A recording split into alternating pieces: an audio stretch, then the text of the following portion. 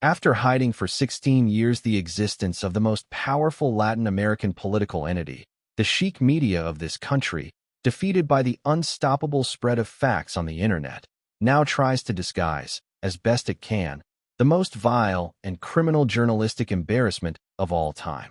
The tactic it uses for this is even more depraved, slandering, defaming, sullying the reputation of the few who honored the duties of journalism while it was occupied only with prostituting itself, selling silence in exchange for government propaganda funds. Ashamed of itself, it doesn't even have the dignity to name these honorable exceptions. It designates them impersonally, feigning superiority by using generic pejoratives. The most common is far-right radicals. I find it again in the article The Limits of a Leftist Wave, signed by Cesar Felicio in the newspaper Valor on the 12th. The author is an absolute nobody, and I would never comment on a single line of his fabrication if nobodies hadn't become, in a journalism of concealment, the most necessary and highly regarded professionals. Please, don't accuse me of hunting mosquitoes. Understand my drama. Under present circumstances, refusing to speak about nobodies would leave me completely devoid of national material for this column. The first thing I have to say to this kid is simple: far-right radical is grandma. In the past, this qualifier was used for those who advocated the systematic killing of communists, just as communists advocate and practice the systematic slaughter of entire populations. Nowadays, to be labeled as such, it's enough to be against abortion or gay marriage. It's enough to believe that the São Paulo Forum exists and is dangerous. It's enough to do the math and notice that hundreds of prisoners died from torture in the Cuban Guantanamo and none in the American one. It's enough to appeal to elementary mathematics and conclude that the Iraq War killed far fewer people than Saddam Hussein's regime under the complacent eyes of the UN. If you commit any of these mortal sins, there comes the infamous label stuck to you indelibly, like a brand of a runaway slave or a cavalier tag. And it doesn't come from any party rag or petista pamphlet. It comes from Folha de São Paulo, from O Globo, from Estadão, from the newspaper Valor, organs of the reactionary bourgeoisie, according to the official PT website.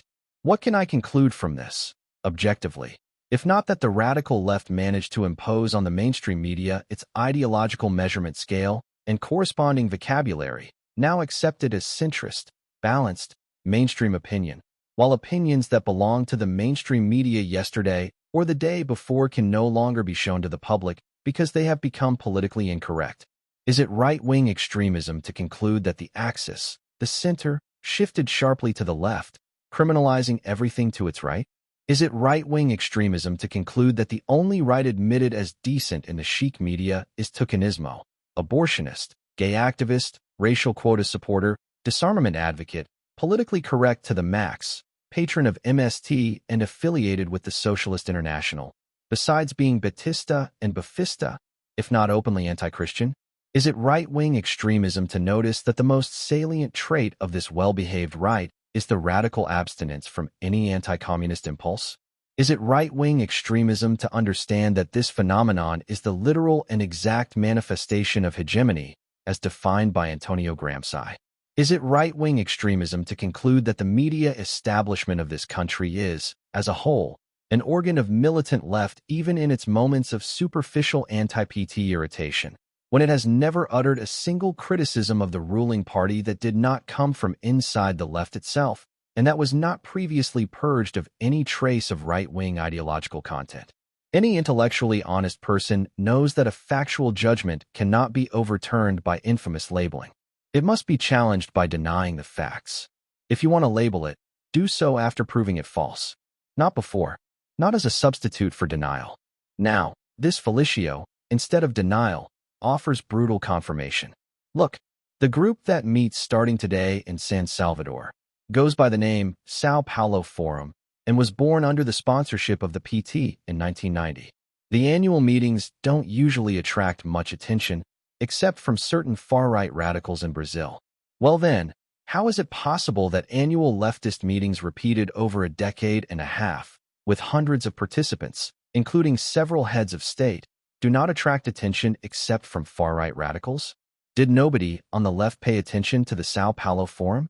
Did Mr. Lula deliver an entire presidential speech about it, without paying the slightest attention to the entity he was talking about? Before that, when he personally presided over the forum's sessions until 2002, did he pay no attention to them? Did he enter a hypnotic trance and babble messages from beyond, forgetting everything upon waking? Did the leftist journalists, who attended the debates by the dozens, go there out of pure distraction, fall asleep during the assemblies, and return home with nothing to report? Did Mr. Bernardo Kuczynski, one of the forum's founders, who emotionally witnessed its birth at a meeting between Fidel Castro and Lula, pay the slightest attention to that supreme moment of his life as a leftist militant? Paid with public money to report presidential acts to voters, did he keep silent out of mere distraction, and also put aside the facts to tell them later in his memoirs, where he only included them because they had no importance?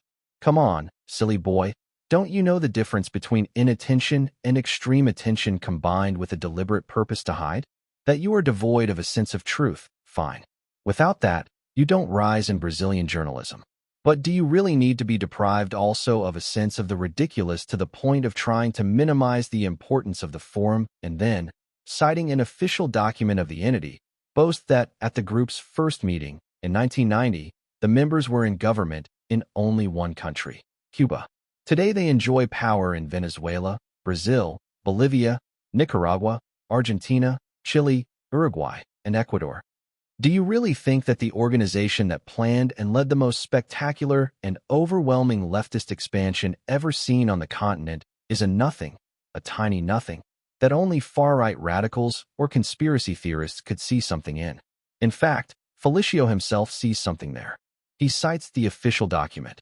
We have come to control a quota of power, but the other quotas remain under the control of the dominant classes, the so-called markets, the major communication companies, sectors of the state high bureaucracy, the central commands of the armed forces, the legislative and judicial powers, besides the influence of foreign governments, compete with the power we possess.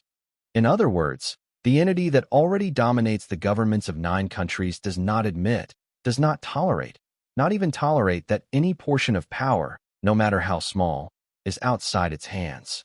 Not even the communication companies and the judiciary, without whose freedom democracy does not survive 1 minute.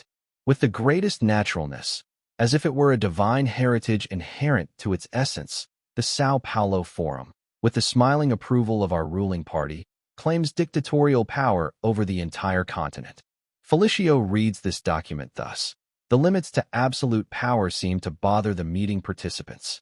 They seem, only seem, who would be alarmed by appearances, if not far-right radicals. After all, they keep seeing communists under their beds, right?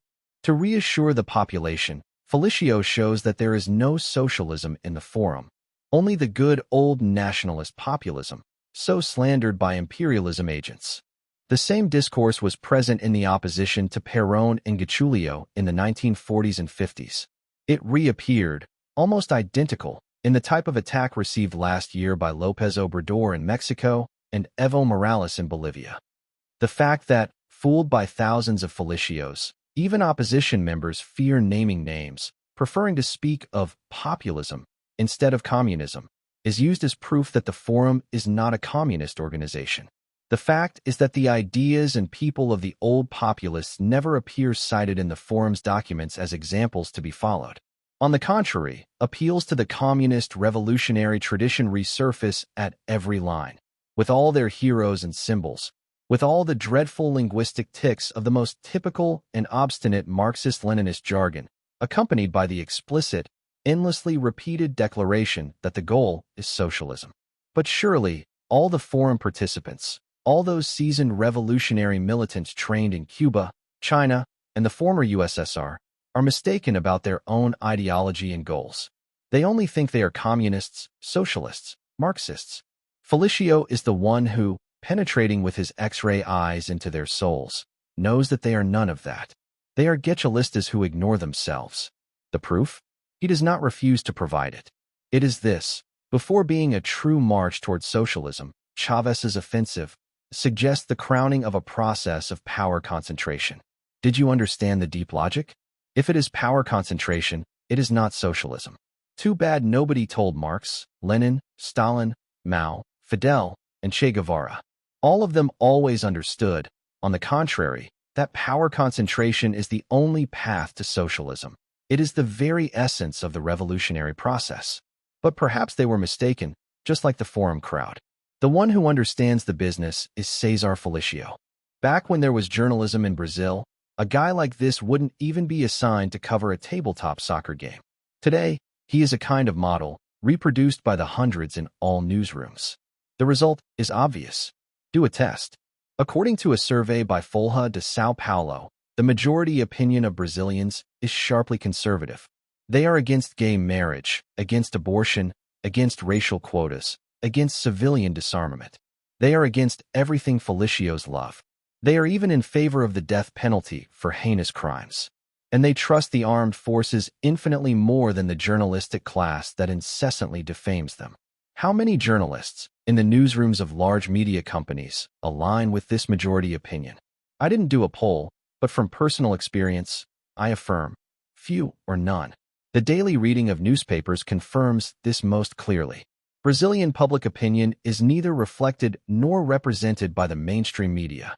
It has no right to a voice, except for the rare exception of some occasional contributor, only to then be shown as an example of extremist aberration, happily compensated by the plethora of serene, normal, and balanced columnists who equate George W. Bush to Hitler and Abu Ghraib to Auschwitz. The very idea that media can only be balanced when it proportionally reflects the division of currents of opinion in the country has completely vanished from the national memory. The simple act of stating this has become proof of radical right-wingism. The result, the microscopic elite of leftist chatterers who dominate the newsrooms, no more than 2,000 people, allow themselves to take their own opinion as the measure of human normality, condemning the general preferences of the nation as pathological and virtually criminal. Those who place themselves at such heights are automatically freed from having to answer to reality. They don't want to know it. They want to transform it. To transform it, it's not necessary to show people the facts. It is necessary to feed them idiotic beliefs that induce them to behave in the most suitable way to favor the transformation. What is expected from the business class that reads the Valor newspaper? That they remain idiotized and passive, drunk with false security, incapable of mobilizing in time to oppose the revolutionary wave submerging the continent. That is why Felicios denied them knowledge of the São Paulo Forum for 16 years. That is why today, no longer able to carry forward the disappearance operation, they resort to the anesthesia operation, cynically calling it journalism. And they are paid to do so by the very media businessmen whose companies the São Paulo Forum promises to silence or expropriate along with all other instruments of freedom of exercise in a future sooner than anyone imagines.